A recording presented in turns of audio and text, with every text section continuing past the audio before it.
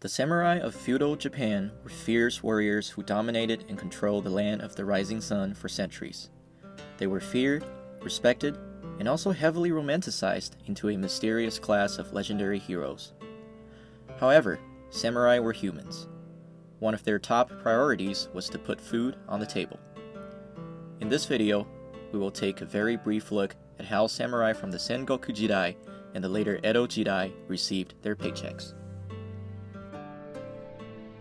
An employed samurai, or what we call vassals or retainers, could often be rewarded by his lord or employer in gold coins called koban, valuable goods, or bragging rights such as court titles and things of that nature. But most samurai were paid in two major ways. They were paid either in currency, which can be referred to as kan dakase, or in units of rice, koku dakase. They were essentially both land-based conversion systems used to calculate a landowner's income, or how farmland was taxed. Kan dakase was in use throughout the end of the Muromachi period and the majority of the Sengoku period, until one man came along and did a thing called unifying Japan. But we'll talk about that later. The kanji kan was a unit of currency. Literally, it means a string of coins. The amount of kan a samurai would receive was converted from the surface area of farmland he was given. In other words, arable lands were taxed based not on their output, but on their size. With this money in hand, samurai could then purchase goods or employ vassals and soldiers under his household. Famously, Yamamoto Kansuke, the one-eyed genius strategist, was offered employment by Takeda Harunobu, later known as Takeda Shingen, with a stunning 200 kan salary, which would also mean that he was granted a plot of land that was worth 200 kan. To put it into perspective, 200 kan would allow him to employ 15 men directly under his command during a time of war. And 200 kan can be converted into around 400 koku of brown rice. We'll talk about koku later, and that's about 52,000 pounds of rice. Keep in mind, not all samurai were landowners, or chigyo, and these landless samurai were paid by their lords out of pocket. In the Edo period, these landless samurai were given fuchigin, or silver currency. The kan dakase had many problems and inconsistencies, largely due to the fact that different regions and daimyo had different standards when it comes to conversions. Arable land's true worth was not well represented under this system. In 1591, Toyotomi Hideyoshi unified Japan, and he immediately began to reform the land tax system, an event known as Taiko Kenchi.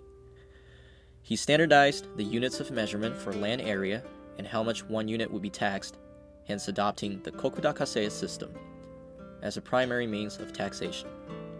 Samurai were now paid in koku of rice. During the Edo period, 1 koku equals roughly 150 pounds of rice. Low-level samurai who did not own any land were paid in kirimai, which were smaller grains of rice packaged into bags in units called pyo. 1 koku is 2.5 pyo. Mid to high-level samurai were made into chigyo, or landowners, and their salary was in proportion to how much land they were granted. For example, one mid-level Edo period samurai was granted chigyo by his lord and given 100 koku worth of land. He is now in charge of that land, or fief. By Edo standards, landowners and farmers usually go by the Yonko Rokumin rule, which literally means 40% for the lord and 60% for the people. So this mid-level samurai would only keep 40 koku to himself, which he would consume as food and convert it into currency to spend on household goods and employing servants and such. At the time, 1 koku can be converted into 0.76 units of koban, the gold coins. So 40 koku would be around 30.4 ryo koban. And in today's currency, that comes out to around 90,000 US dollars a year for a family of 4 to 6 people. Keep in mind, it is tradition for 2 and sometimes 3 generations of family members to live in the same household.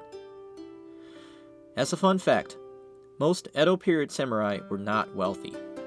Many were in debt or living, as we say, paycheck to paycheck. This was largely due to the Sankin Kodai system, which we'll discuss in a later video.